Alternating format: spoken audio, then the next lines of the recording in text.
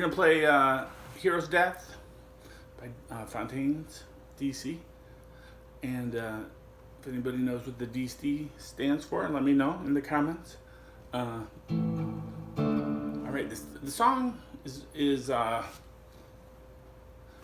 based around D minor plus this chromatic chorus.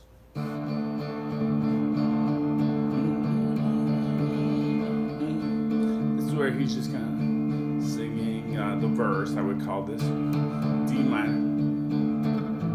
You can, if you want, do like a little quick hit on the A. How, you know.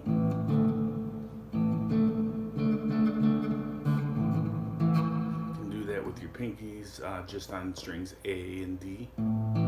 That's still a power chord right there. You got your A on the D string though.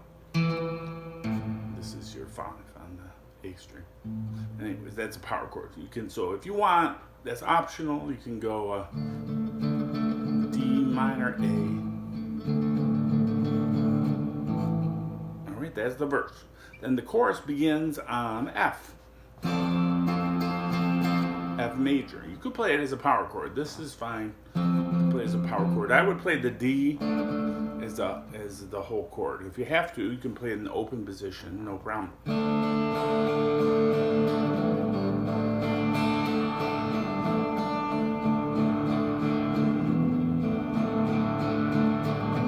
By the way, I've got a little distortion, very light, and some heavy reverb. And then after the D minor, you go F. Left and always empty. E. Left and always empty. E flat. D minor. It repeats. F at the 8th fret. 7th fret. 6th fret.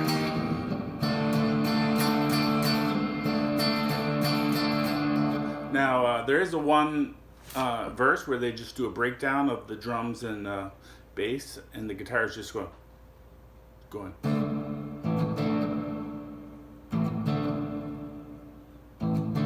Just with little hits.